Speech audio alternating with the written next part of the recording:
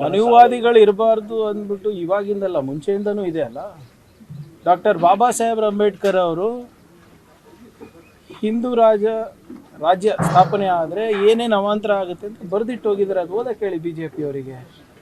ಸುಮ್ಮನೆ ಬಾಬಾ ಸಾಹೇಬ್ ಅಂಬೇಡ್ಕರ್ ಅವ್ರ ಹೆಸರು ಹೇಳೋದಲ್ಲ. ಅವರು ಈ ಜಾತಿ ವ್ಯವಸ್ಥೆಯಿಂದ ಎಷ್ಟು ಆಘಾತ ಆಗುತ್ತೆ ರಾಷ್ಟ್ರಕ್ಕೆ ಅಂದ್ಬಿಟ್ಟು ಭಾಳ ಸ್ಪಷ್ಟವಾಗಿ ಕಾನ್ಸ್ಟಿಟ್ಯೂಂಟ್ ಅಸೆಂಬ್ಲಿನಲ್ಲೂ ಹೇಳಿದ್ದಾರೆ, ಅವರ ಪುಸ್ತಕಗಳಲ್ಲೂ ಕೂಡ ಬರೆದಿದ್ದಾರೆ. ಅದೆಲ್ಲನೂ ಬಿ ಜೆ ಪಿಯವರು ಓದಲ್ಲ, ಬರೀ ಮನುಸ್ಮೃತಿ ಓದ್ತಾರೆ. ಅದಕ್ಕೆ ಅವರಿಗೆ ಅದು ಚೆನ್ನಾಗಿ ಅನಿಸುತ್ತೆ. ಅನೈಲೇಷನ್ ಆಫ್ ಕಾಸ್ಟ್ ಓದಿ, ಬಾಬಾ ಸಾಹೇಬ್ ಅಂಬೇಡ್ಕರ್ ಅವರು ರಿಡಲ್ಸ್ ಆಫ್ ಹಿಂದೂಯಿಸಮ್ ಓದಿ, ಎಲ್ಲನೂ ಬರೆದಿದೆ. ನೋಡಿ, ಹಿಂದೂಯಿಸಮು ಅಥವಾ ಸನಾತನ ಧರ್ಮ ಸಾವಿರಾರು ವರ್ಷದಿಂದ ಉಳ್ಕೊಂಡು ಬಂದಿದೆ. ಈ ಸಾವರ್ಕರ್ ಅವರು ಹಿಂದುತ್ವವನ್ನು ಹುಟ್ಟಿಸಿದ್ದು. There was no concept of Hindutva even 100 years back. Hinduism ಇತ್ತು, ಸನಾತನ ಧರ್ಮ ಇದೆ. ಇವರೇನೋ 3000 ವರ್ಷದ ಇತಿಹಾಸದ ಧರ್ಮವನ್ನು ಇವ್ರು ಕಾಪಾಡೋಕ್ಕೆ ಇವಾಗ 100 ವರ್ಷದ ಸಂಘಟನೆಗಳು ಹೊರಟಿವೆ ಅಷ್ಟೇ. ಜಾತಿ ವ್ಯವಸ್ಥೆ ಇರಬಾರ್ದು ಅಂದ್ಬಿಟ್ಟೆ ತಾನೇ ಇವತ್ತು ಬಾಬಾ ಸಾಹೇಬ್ ಅಂಬೇಡ್ಕರ್ ಇರ್ಬೋದು, ನಮ್ಮ ನಾರಾಯಣ ಗುರು ಅವ್ರು ಇರ್ಬೋದು, ಬಸವಣ್ಣನವ್ರು ಇರ್ಬೋದು, ನಿಮ್ಮ ಸಿಖ್ ಗುರುಗಳಿರ್ಬೋದು, ಇವೆಲ್ಲ ಜೈನ್ ಗುರುಗಳಿರ್ಬೋದು, ಇವೆಲ್ಲ ಈ ಬೇರೆ ಬೇರೆ ಧರ್ಮಗಳು ಯಾಕೆ ಹುಟ್ಟಿದ್ದು? ಯಾಕಂದರೆ ಇರುವಂಥ ವ್ಯವಸ್ಥೆನಲ್ಲಿ ಸಾಮಾಜಿಕ ನ್ಯಾಯ, ಸ್ವಾಭಿಮಾನದ ಬದುಕು ಸಿಗ್ತಾ ಇರಲಿಲ್ಲ ಅಂತ ತಾನೇ. ಸಂವಿಧಾನದಲ್ಲಿ ಏನಿದೆ? ಈಕ್ವಾಲಿಟಿ, ಸಾಮಾಜಿಕ, ಆರ್ಥಿಕ ಹಾಗೂ ಒಂದು ಸ್ವಾಭಿಮಾನದ ಬದುಕು ಕೊಡುವಂಥದ್ದು ಸಂವಿಧಾನದಲ್ಲಿದೆ. ಆ ಆಶಯಗಳನ್ನು ನಾವು ಸ್ಥಾಪನೆ ಮಾಡಬೇಕು ಅಂತ ಎಲ್ಲರದು ಆಶಯ ಅದೇ. ಬುದ್ಧನೂ ಅದೇ ಹೇಳಿದ್ದು, ಬಾಬಾ ಸಾಹೇಬರು ಅದೇ ಹೇಳಿದ್ದು, ಬಸವಣ್ಣನವರು ಅದೇ ಹೇಳಿದ್ದು.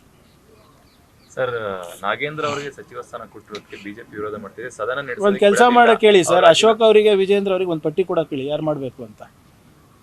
ಅವ್ರಿಗೆ ಕೇಳಿ ಮಾಡಬೇಕಾ ನಾವು? ಅವರಿಗೆ ಕೊಟ್ಬಿಡಿ, ಅವರೇ ಒಂದು ಪಟ್ಟಿ ಮಾಡಿ, ಕ್ಯಾಬಿನೆಟ್ ಯಾರು ಹಾಕಬೇಕು, ಕೌನ್ಸಿಲ್ ಮೆಂಬರ್ ಯಾರು, ಚೇರ್ಮನ್ ಯಾರು ಹಾಕಬೇಕು, ನಮ್ಮದು CLP ಫ್ಲೋರ್ ಲೀಡರ್ ಯಾರು ಹಾಕಬೇಕು, ನಮ್ಮ ಪದಾಧಿಕಾರಿಗಳು ಯಾರು ಹಾಕಬೇಕು, ಅವರೇ ಕೊಟ್ಬಿಡ್ಲಿ. ಸರ್, ಅದು ಇನ್ನು ಕೇಸ್ ನಡೀತಾ ಇದೆ, ಇನ್ನು ನಿರ್ದೋಷಿ ಅಂತ ಆಗಿಲ್ಲ. ಆಯ್ತಪ್ಪ, ಕೋರ್ಟಿಗೆ ಹೈಕಮಾಂಡ್ ಹೆಸರೆಲ್ಲ ಹೇಳ್ಬಿಡ್ತಾರೆ, ನಮ್ಮ ಬೈಕೆ ಕೊಟ್ಟಿದ್ದಾರೆ ಹೈಕಮಾಂಡ್ ಅಂತ. ನೋಡಿ, I am not answerable to BJP. It is the prerogative of the party, prerogative of the CM. ಈಗ ವಿಜೇಂದ್ರ ಹಟಾವ್, BJP ಬಚಾವ್ ಆಂದೋಲನ ಅವರೇ ಮಾಡ್ತಾ ಇರೋದಲ್ಲ. ಪಾಪ ಒಂದು ಶಾಸಕರನ್ನೇ ಬಲಿ ತಗೊಂಡ್ರಲ್ಲ ನೀವು. ಎಷ್ಟು ಜನ ಡೆಲ್ಲಿಗೆ ದಂಡಯಾತ್ರೆ ಮಾಡಿದ್ರು ವಿಜೇಂದ್ರ ಅವ್ರಿಗೆ ತೆಗಿಲಿಕ್ಕೆ? ಅಶೋಕ್ ಅವರು ಸಮರ್ಥರಿಲ್ಲ ಅಂದ್ಬಿಟ್ಟು ಎಷ್ಟು ಜನ ಹೋಗಿದ್ರು ಡೆಲ್ಲಿಗೆ, ನೆನಪಿದೆ ಅಲ್ವಾ? ಅದು ಅವ್ರ ಆಂತರಿಕ ವಿಚಾರ.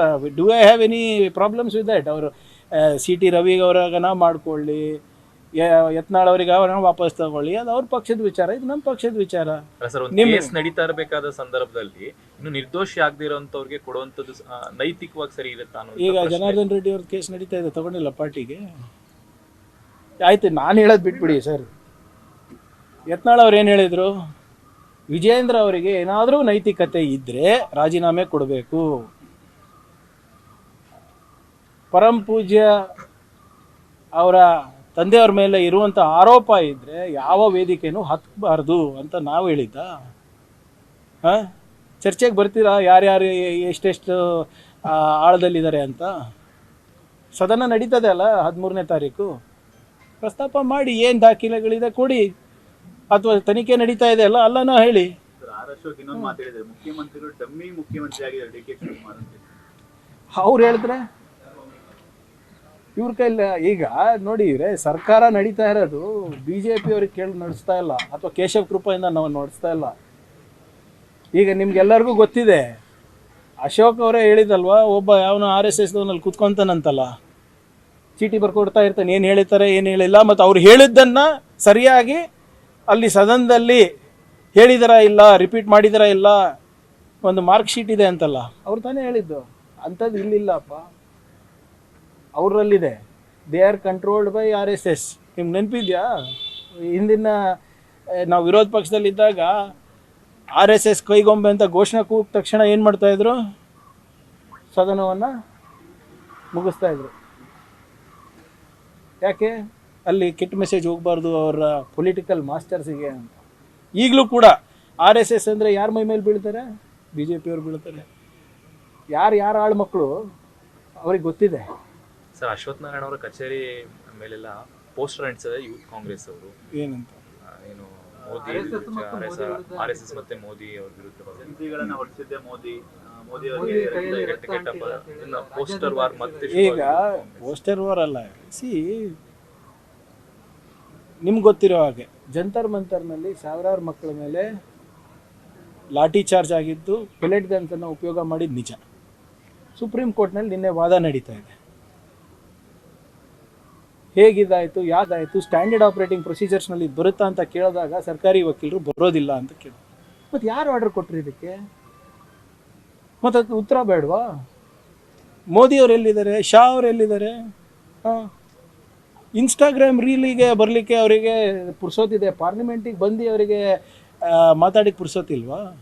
ಈಗ ಡೆಲ್ಲಿ ಪೊಲೀಸು ಯಾರು ಅಂಡರ್ ಬರ್ತಾರೆ? ಅಮಿತ್ ಶಾ ಅವರ ಅಂಡರ್ ಬರ್ತಾರೆ, ಕೇಂದ್ರ ಸರ್ಕಾರದ ಕೆಳಗೆ ಬರ್ತಾರೆ. ಪಾರ್ಲಿಮೆಂಟ್ ಗೇಟನ್ನು ಲಾಕ್ ಮಾಡುವ ಪರಿಸ್ಥಿತಿ ಬಂತು.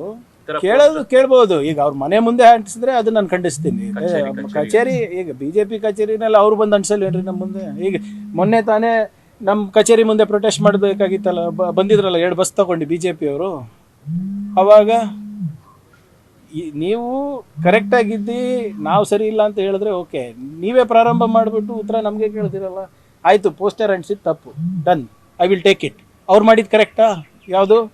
ಮಕ್ಕಳ ಮೇಲೆ ಪ್ರಹಾರ ಮಾಡಿದ್ದು ಕರೆಕ್ಟಾ? ಲಾಠಿ ಚಾರ್ಜ್ ಮಾಡಿದ್ದು ಕರೆಕ್ಟಾ? ಪೆಲೆಟ್ ಗನ್ ಹಾಕಿದ್ದು ಕರೆಕ್ಟಾ? ನಾವು ಪ್ರಶ್ನೆ ಮಾಡಿದ್ದು ಕರೆಕ್ಟ್ ಅಲ್ವ ಅಂತೀರಾ? ಮೋದಿ ಅವರು ಪಾರ್ಲಿಮೆಂಟಿಗೆ ಬಂದು ಉತ್ತರ ಕೊಡೋದು ಕರೆಕ್ಟ್ ಅಲ್ಲ ಅಂತೀರಾ? ಅಮಿತ್ ಶಾ ಅವರಿಗೆ ಪ್ರಶ್ನೆ ಕೇಳೋದು ತಪ್ಪು ಅಂತೀರಾ?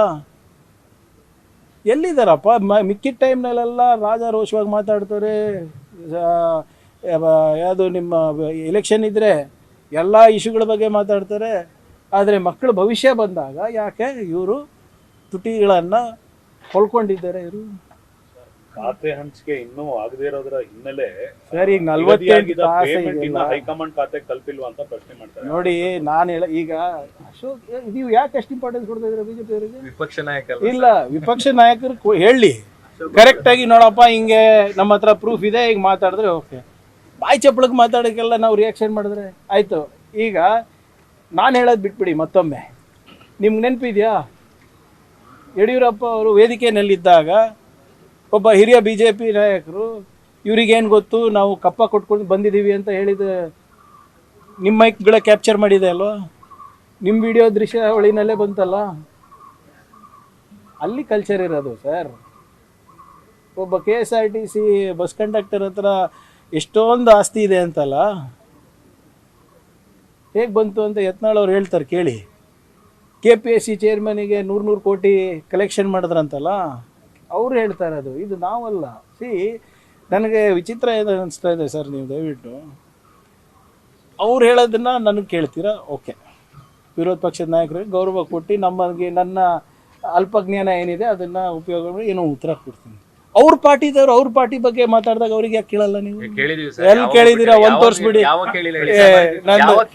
ನೀವು ತೋರಿಸ್ಬಿಡಿ ನನಗೆ ಒಂದ್ಸರಿ. ಏನಂತ ಕೇಳಿಲ್ಲ ನೀವು ಯಾವ್ದು ಕೇಳಿದಿರೋ ವಿಡಿಯೋ ಬೈಟ್ ಕಳಿಸಿ, ಕಳ್ಸ್ಕೊಡಿ. ನೀವಲ್ಲ 1 2 3 4 5 6 7 8 ಈಗ ಮೇನ್ ಸ್ಟ್ರೀಮ್ ನಲ್ಲಿ ಎಲ್ಲರಿಗೂ ಕಳ್ಸ್ಕೊಡಿ. ಅದ್ರ ಜೊತೆಗೆ ತಿಮ್ಮಾಪುರ ಅವರು ಮತ್ತೆ ನಂಜಯ್ಯ ಮಠ ಅವರು ಮಾತಾಡೋ ವೈರಲ್ ಆಗಿದೆ. ಹೈಕಮಾಂಡ್ಗೆ ಈಗ ನಂಜಯ್ಯ ಮಠ ಅವರು ಮತ್ತೆ RB ತಿಮ್ಮಾಪುರ ಅವರು ಬಹಳ ಸ್ಪಷ್ಟವಾಗಿ ಹೇಳಿದ್ದಾರೆ. ಈಗ ಆಡಿಯೋ ಇವ್ರ ಹತ್ರ ಇದೆ ಅಲ್ವಾ, ನಾರಾಯಣ ಸ್ವಾಮಿ ಚೆಲುವಾದಿ ಹತ್ರನೇ ಇದೆ ಅಲ್ಲ. ನಾನೇ ಹೋಮ್ ಮಿನಿಸ್ಟರ್, ಕೊಡಿ ನನ್ನ ಕಂಪ್ಲೇಂಟು, ಫೋರೆನ್ಸಿಕ್ ರಿಪೋರ್ಟು ತರಿಸ್ತೀನಿ. ನಿಮ್ಗೆ ಎಲ್ಲಿಂದ ಬಂತಂತ ನೀವು ಹೇಳಿ, ಅವ್ರು ಮಾತಾಡಿದಾರ ಇಲ್ಲ ಅಂತ ನಾನು ಹೇಳ್ತೀನಿ. ಒಂದು ಕಂಪ್ಲೇಂಟ್ ಕೊಡಿ. ಸುಮ್ಮನೆ ಈಗೆಲ್ಲನೂ ಇದು ಯಾವುದೋ ಒಂದು ಆಡಿಯೋ ಸಿಕ್ಕಿದೆ ಅಂದ್ಬಿಟ್ಟು ಅವ್ರು ಹೇಳೋದು, ಅದಕ್ಕೆ ನಾವು ರಿಯಾಕ್ಟ್ ಮಾಡೋದು. ಈಗ Narayana Swamiji Chaluvadi is my best friend, ಹೌದಾ? ಕೂಡ ಕೇಳಿ ನನಗೆ, ನಮ್ಮ ಎಲ್ಡರ್ ಬ್ರದರ್ ಅಲ್ಲ ಸರ್, ಏನು ಗೊತ್ತಿಲ್ಲ. ಈಗ ನೀವು ಹೇಳಿದ್ಮೇಲೆ ಅಂದ್ಕೊಂಡಿದ್ದೀನಿ, ಯಾಕಂದರೆ ನಾನೇ ಹೋಮ್ ಮಿನಿಸ್ಟರು. ಅವ್ರು ಹೇಳಿದ್ದನ್ನು ನಾನು ಗಂಭೀರವಾಗಿ ತೊಗೊಬೇಕು. ಅವ್ರು ಕೊಡಲಿ ನನಗೆ. ಅವ್ರು ಕಂಪ್ಲೇಂಟ್ ಕೊಡಲಿ, ಇಂಥದ್ದು ಒಂದು ಬಂದಿದೆ, ಇದನ್ನ ಫೊರೆನ್ಸಿಕ್ ಆಡಿಟ್ ಮಾಡಿಸಿ ಇದು ಸತ್ಯಾಂಶ ಏನಿದೆ ಅಂತ ನೀವು ನನಗೆ ಹೇಳಿದ್ರೆ ಅದನ್ನು ನಾವು ಅಸೆಂಬ್ಲಿಗೆ ಪ್ರೆಸೆಂಟ್ ಮಾಡ್ತೀನಿ. ಅದೇನಿದೆ ಇಲ್ಲಿ investigate. Minister has said that caste system is only because of Hindu religion. Hindu Rashtra is going to nothing bigger than crime than Hindu Rashtra is what Ambedkar said. See, I would strongly urge BJP people to study the writings of Baba Saheb Ambedkar, where he has very clearly said the dangers and the perils of having a Hindu Rashtra. While the BJP wants to celebrate Dr. Baba Saheb Ambedkar, they don't want to heed his advice on such issues. Let them read Annihilation of Caste, written by Dr. Baba Saheb Ambedkar. Let them read Riddles of Hinduism, written by Baba Saheb Ambedkar. And more importantly, this has nothing to, Hindutva has nothing to do with the ancient traditions of Sanatan Dharma. That is a 3,000-year-old culture. That's a way of life. That's a religion by itself. Hindutva is a concept floated by Mr. Savarkar. That has nothing to do with anybody. A religion that has survived 3,000 years does not require a 100-year-old unregistered organization for its growth.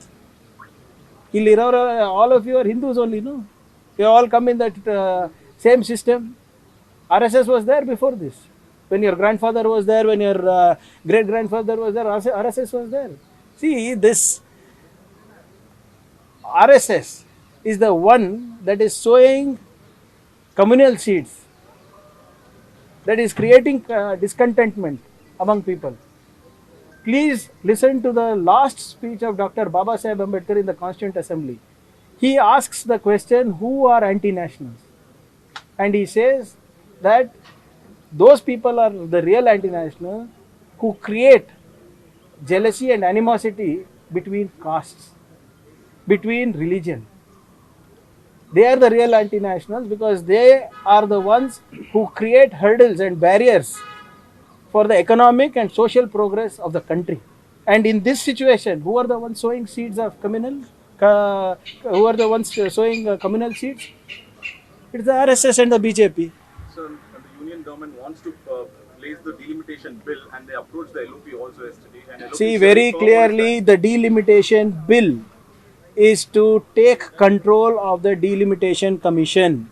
Just like how they have taken control over the election commission, that is the exact way they want to do with the delimitation bill. They want to redraw boundaries based on demography, based on communities, based on religion.